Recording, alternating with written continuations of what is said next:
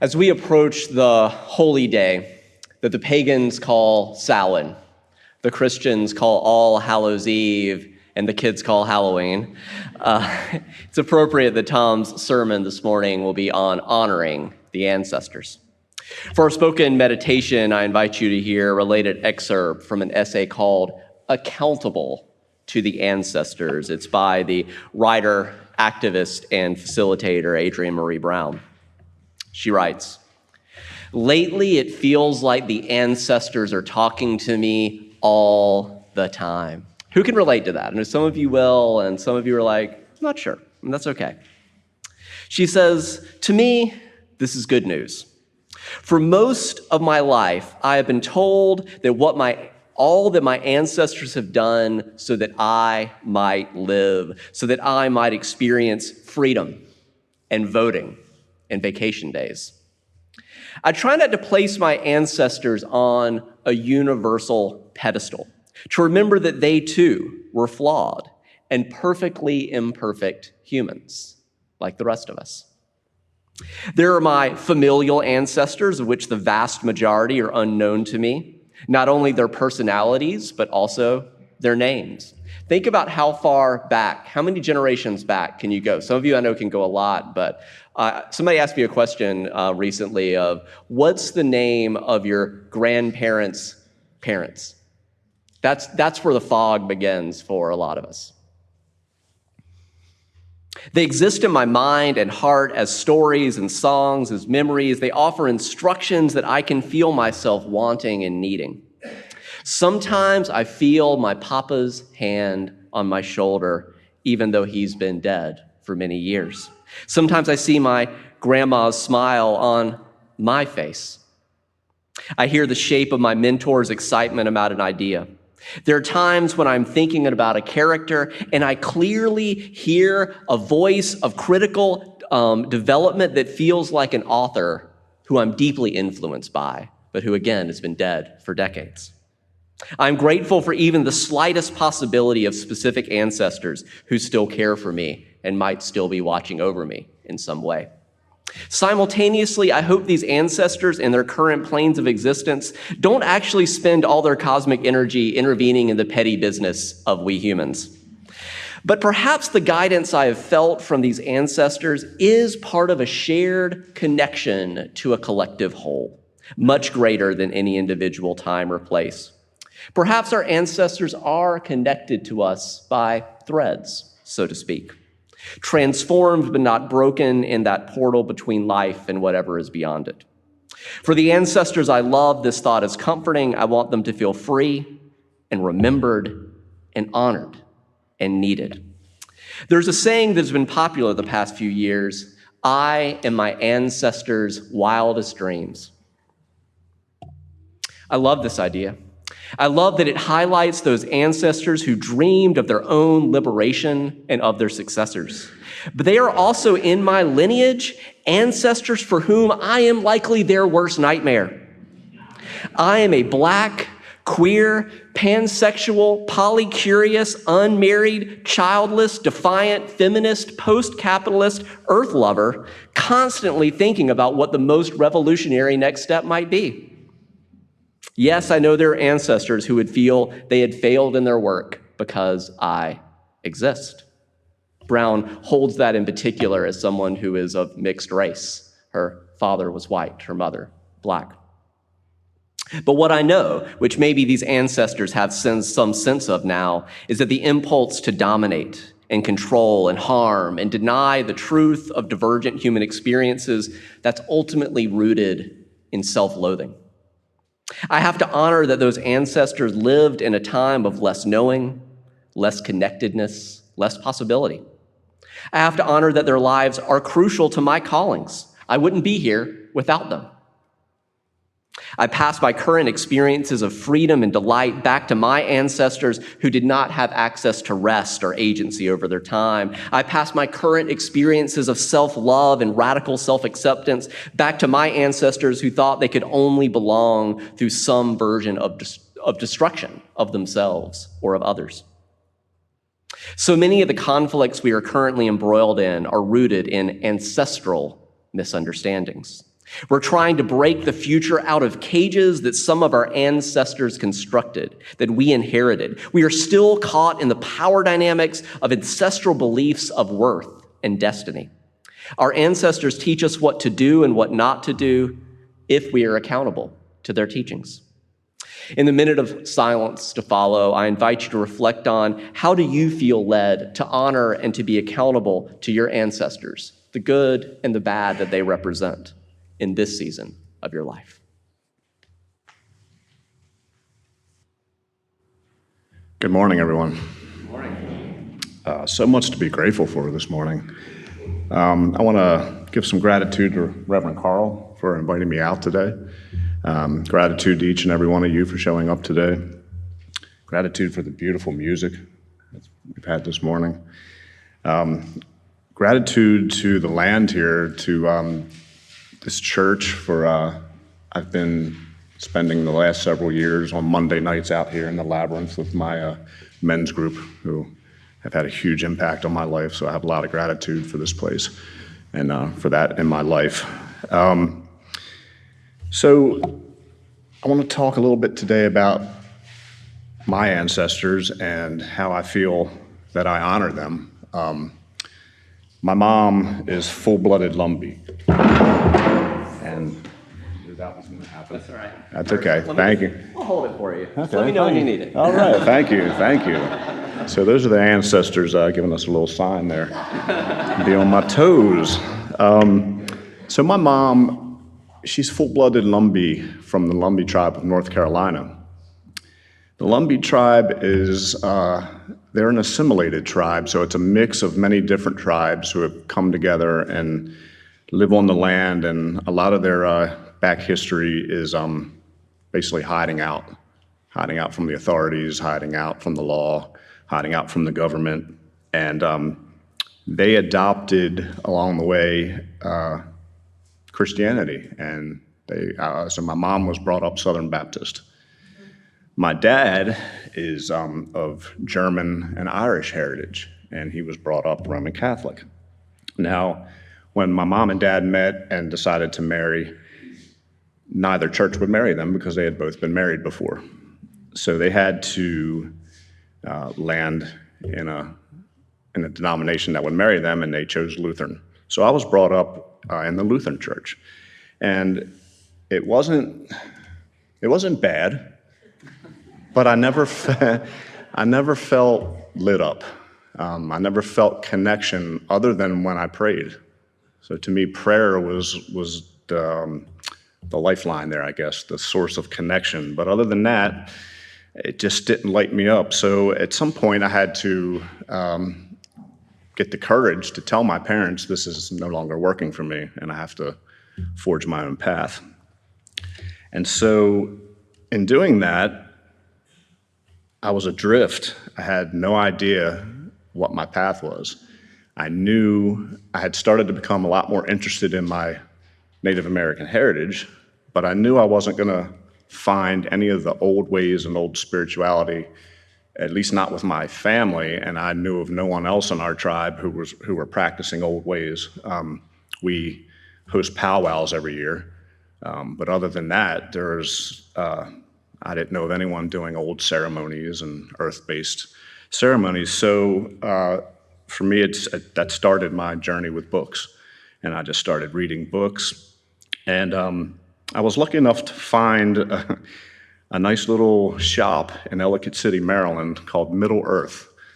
And this was back, I want to say, I don't know, sometime in the 80s. I don't have a really good recollection for dates and things like that, but I found this shop who the owner, Teddy, was Wiccan, and he had the most interesting things in that shop and an array of metaphysical and spiritual books, and that kind of, if I had a map like you would see in Lord of the Rings with the beginning of my journey, that would be it. It would be Middle Earth in Ellicott City, Maryland. And Teddy held the first non-Christian ceremony that I ever did, and it was a full moon ceremony. And it was the first time I had ever heard anyone call in the directions, call in the spirits and energies of the directions. And that was a hit for me. I didn't know why, but it really resonated with me. And so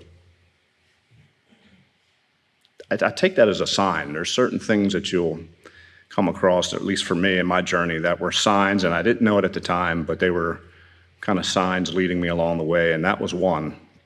And so I really resonated with that ceremony that he held. I wasn't sure that Wiccan was the path for me, but I really resonated with the earth-based ceremonies. And I just, even as far back as that, I felt like I was honoring my ancestors, going back to ancestors that I never knew before my grandparents, before my grandparents' grandparents, as far back as, and even on the Irish side, I believe that all people were living earth-based spiritualities at some point. And so that's what I wanted to get back to. And so one day we go down to the shop in Ellicott City to maybe buy some books, me and my hippie friends. And to our dismay, the shop was closed. And it wasn't just closed for the day, it was permanently closed. So to me, that was a punch in the gut. I was like, man, what happened to Teddy? And we never knew. The shop was gone. Eventually it opened up as another shop. And fortunately, there were some other weird, quirky, hippie metaphysical shops in Ellicott City. So my source for books hadn't totally dried up.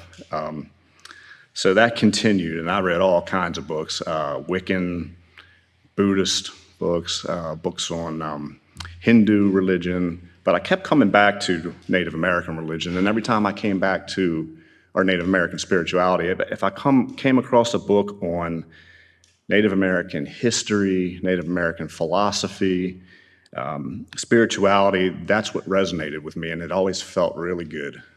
But I didn't have a community that practiced these ways. I didn't have anyone in my family who could pass these ways down to me, so I was still adrift for a long time. And that really started my, just more books for many years, just books and books and books. And so I'm gonna share a couple books here. At some point I came across the books of Tom Brown Jr. If you're not familiar with Tom Brown Jr., he's a world-renowned tracker. Well, he's now an ancestor. He passed maybe about a month or two ago. He's a world-renowned tracker and world-renowned wilderness survivalist. And his books were just fascinating, and just that, getting that close to the earth, being able to live off the earth. This guy could go out into the woods in a loincloth with a hunting knife and live, and not just like barely live, but live really good. I mean, he was probably, I don't know anyone else who could go out in the woods like that and actually gain weight. But that's how he lived. And so he was taught by an Apache elder at a real early age. His best friend that he grew up with, the Apache elder, was his grandfather. And he came to live with the family, and which was supposed to be just a short visit, and it turned out he stayed for years and taught Tom Brown and his best friend in all these ways of tracking and wilderness survival. And Tom Brown became so good at this that law enforcement would hire him to track fugitives. The military, special forces, would hire him to train their special forces in these wilderness survival ways. And he wrote a whole lot of books that were really good. I've read most of them at least once, but there are two that I kept coming back to over the years. One is called Grandfather, and then another one is called, the second one is called Awakening Spirits. And so these books, they deal more with the Native American philosophy that Grandfather taught them, and the spirituality, and that resonated with me much more than the tracking and wilderness survival, although I did go up to his school in the Pine Barrens and did a standard course there for a week, learning basic survival skills and basic tracking skills, and that had a huge impact on my life. But what I really resonated with was the philosophy and the spirituality. And so those books of Tom Brown Jr. really, I would say that really got me on the path of Native American spirituality. And again, feeling like I'm honoring my ancestors in that path, even though some of my immediate ancestors might not approve. But I know my ancestors way, way back probably approved. Carl can keep holding this, and you can keep holding the staff. I want to get back to when I was talking about Teddy. I forgot to mention this. He made me that staff in his shop in Ellicott City. He had all these different sticks, just raw sticks, and people would have walking sticks made, wands, and so he made me that. And like I said, when he closed his shop, that was it. Never heard from him again. And so, but that has been a symbol for me, the beginning of my journey. And that's a sacred object for me. And I've held on, that's probably the only thing I've held on to since I was 19 years old. And I'm now 56. So I don't think I have any other possession that I've held on to for that long. So fast forward, after just being on the path of reading books about spirituality, when I met my ex-wife, and we were, I can't remember if we were dating or maybe even engaged at that point. A friend of hers told her about a community that was doing sweat lodges. And knowing that I had Native American heritage, thought I might be interested in that. And I was like, yeah, that sounds really good to me. And so we went to this community called Circle of Dawn, and we did a sweat lodge. That was my first time ever doing a sweat lodge ceremony, and I really loved it. It really, really resonated with me. And they also had a pipe ceremony. And I remember my ex-wife, saying to me sometime later that she said, when you were smoking that pipe, it seemed like that's something you have always done. It seems like you were meant to do that. It didn't feel like that to me at the time, but that's the way she saw it. And those words have always, stayed with me. And I really did enjoy it. And for those who aren't familiar with the pipe ceremony, it's tobacco, and tobacco is a sacred plant with Native Americans, and it's used a lot in offering. If you find a rock on the land that resonates with you and you want to hold on to that rock, you go into your tobacco pouch and you give an offering to the land because you're taking something from the land, even though that rock will go back because everything goes back. But you're borrowing it from the land, so you give an offering. And that's just when you're lighting a fire, you give a tobacco offering. It's just a way to give thanks. And so that ceremony resonated with me, but we didn't stay plugged into that community. And it was many years before I did another sweat lodge.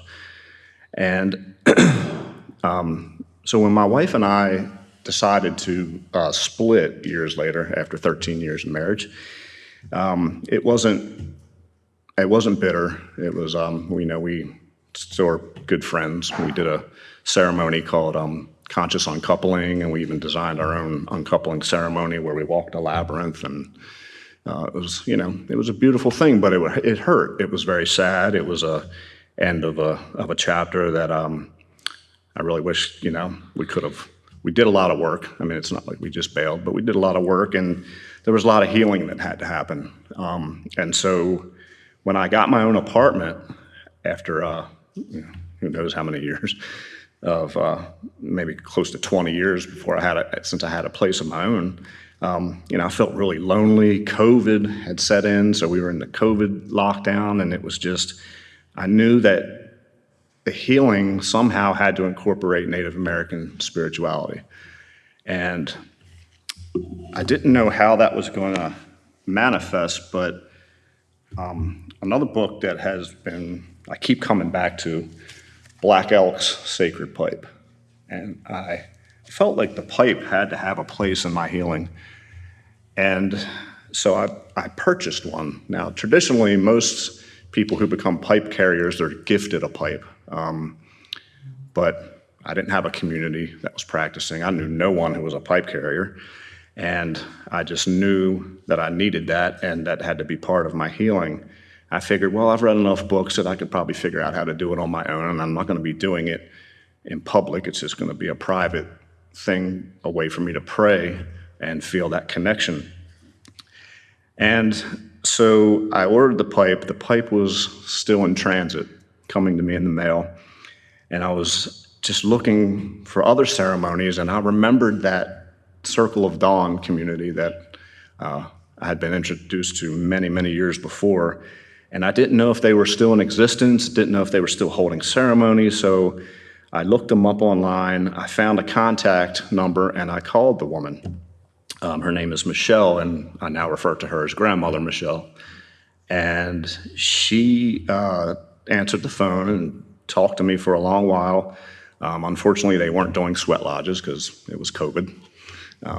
And so I started telling her my story, and I told her about the pipe I ordered.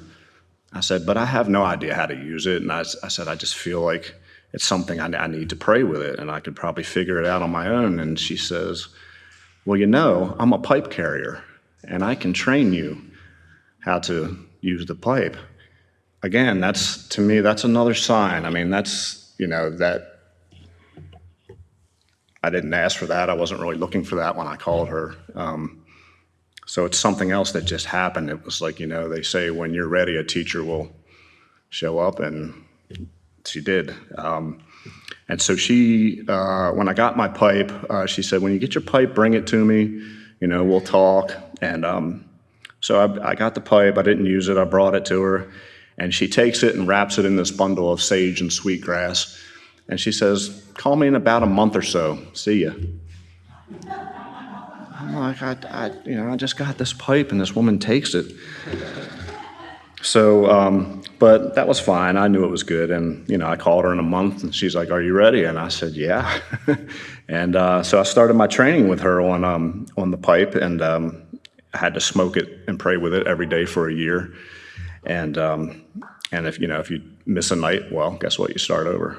So it was every night for a year, and I stayed with. I still consider her a teacher.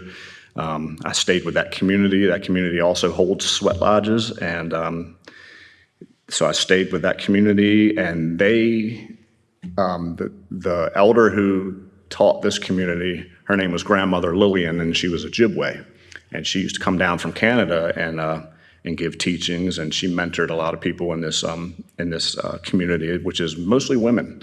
I'm one of the few males that go to ceremonies in that community. But it was transformational. I mean, I knew, again, that's when I really had both feet on the path. And and I was healing. I was getting over the divorce. I mean, it's amazing how that happened. And so fast forward, so that was the only community that I knew of that was doing sweat lodges. Well, within, I don't know, a year, somehow I found 3 other communities that were local that do sweat lodges. And I'm like, where, how did I not know about these people all these years? But I'm grateful that they're in my life now. And several of these communities have sweat lodges only on solstice and equinox. But I did find one that now that has it monthly. So I was like, great, that's awesome. One sweat lodge every month. But one thing I skipped over is actually one of the sweat lodges that had a great impact on my life was when I went through the initiation with the Mankind Project. And the Mankind Project is a community of men doing personal development work and supporting each other, and it's just it's something that I feel like we really need in our time, doing men's work. And when I went through that initiation, I had no idea there was going to be a sweat lodge. And at the end, the last day of the weekend, which was the new warrior training adventure, the last day of that weekend, we had a sweat lodge. And I didn't see that coming. And it was just, that sealed the deal for me with staying with that community. I was like, wow. And so we had a sweat lodge. That was my second sweat lodge before meeting up with Grandmother Michelle and that community, but all these different signs, like signposts along the way, along the trail of this journey. And so after doing the pipe training, the next thing I really feel that is in my path is to facilitate the sweat lodge ceremony. And that's something that takes probably a couple years of training. Right now, I'm just a participant. I go, and that's fine with me. I am starting to learn about fire tending and rock carrying, which we call the rocks the grandfathers. And so that's the path I'm on currently. And I'm studying now. So last book that I want to share, this is called My Grandfather's Altar by Richard Movescamp. And I don't train with Richard Movescamp, but I train with a gentleman named Sal Gencarelli, who he, for 30 years, Sal Gencarelli is Italian, but he trained for 30 years with a Lakota spiritual interpreter. He didn't like to be called a medicine man. He liked to be called a spiritual interpreter. And his name was Godfrey Chips. And so this Chips lineage goes back to Crazy Horse. And one of the Chips elders was an adopted brother of Crazy Horse, and he was also Crazy Horse's medicine man. And so that lineage goes back to that time. And so Sal, he trained with Godfrey Chips for 30 plus years until Godfrey passed. And now, Sal teaches, and he's based in South Dakota. So my training with Sal is mostly online. But it's something I'm finishing up a course called The Helper's Journey, and it's really been mind-blowing. And and then the next course is Elemental Altars, which gets into using the 4 elements as your altars for ceremony. And most of the ceremonies incorporate somehow the 4 elements. Just as an example, with the sweat lodge, I mean, you have the stones representing the earth. You have the lodge itself representing the womb of the earth. You have the fire. You have the water that you pour on the stones, and you have the steam that comes up from that, which represents the air. So you're working with the 4 elements there. And the sweat lodge ceremony, that's the closest thing I could say for me, to like a church.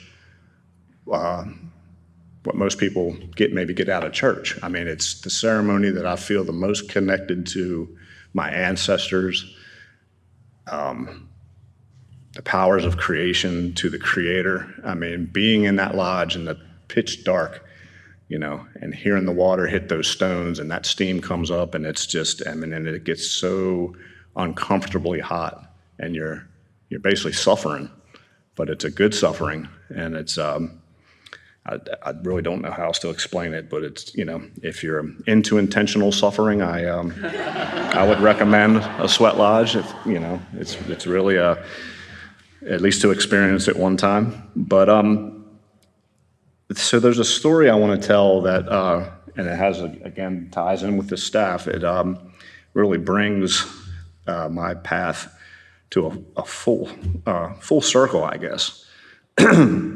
So I spoke about this community called, I don't know if I said the name of it, but it's called Real Eyes Meditation, and they're out of Burtonsville, Maryland. It's a really neat, really cool wellness center, and they incorporate all different kind of wisdom teachings and spirituality, yoga, and they're always trying to bring in different things. But they hold, the guy who runs the place had some Lakota training, which is the path I'm actually studying now, is Lakota. And so he's a water pourer, which he facilitates sweat lodge ceremonies. So they hold a sweat lodge ceremony once a month. And a couple months ago, I was there for a ceremony, and so we're at the point where we're making prayer ties. And so we're sitting there making prayer ties, and that's little bundles, little cloth bundles of tobacco that you put your prayers into, and you tie them on a string, and then you have that for the ceremony, and you can either leave it in the lodge or offer it to the sacred fire. And so we're making prayer ties, and this guy comes walking down the path, and he's an older guy, and he's got I guess it was his son. It was his son with him, younger guy, but he just had this way about him. He was all dressed in black, and he had this black beret and these John Lennon glasses on, and made me smile. And so he comes down, and Phil, who runs Realize, he says, "Yeah, this is my friend Teddy." And I'm like, "I've met a few Teds in my life, but I've only met one other Teddy." I said, "Can't be him." So we finish. We're doing the prayer ties, and when I had some spare time before we got into ceremony, we were getting ready to change into our sweat lodge attire, and I went up to him and I said, "Hey, my name's Tom. Good to meet you." I said, "This is going to be a weird question, but did you ever own a shop in Ellicott City called Middle Earth?" And he was like, "Yeah, how did you know about that?" And I said, "I'll be right back." I happened to have that in my car at the time because I keep it in there for hiking and things like that. So I went to my car and got the staff and brought it back. And I walked up to him and planted the staff in front of him, and his eyes got as big as saucers and his jaw dropped. And he recognized it. He didn't recognize me, but he recognized the staff, and he was like, "Oh my God." And so to meet up with him 36 years later, after never knowing what happened to him, and meeting him at a sweat lodge ceremony, again, I take that as spirit, my ancestors. To me, that was a sign saying, okay, you're on the right path now. Stop being all over the place now. Focus, you're on the right path. And the journey's not over, but at least I know I'm on the right path. And it's a path that resonates with me. It's a path I feel and hear. I feel it every day, and and prayer is such a big part of it. That's always felt connected with prayer, and in this lineage, in these teachings, prayer is like that's the big thing. I mean, you should be in prayer like most of the time, not just, what do they call that? The foxhole prayers, when you need something, my prayers today are not about needing anything. Most of my prayers are about gratitude. And it's, the way we were taught is that gratitude first, you pray for others second, and you pray for yourself last. And so that's how I'm trying to live my life these days, and I'm trying to continue to learn and hopefully one day be facilitating ceremonies. So with that, I'll wrap it up, and I want to thank everyone for having me out today. Thanks again for the beautiful music. Thank you, Reverend Carl.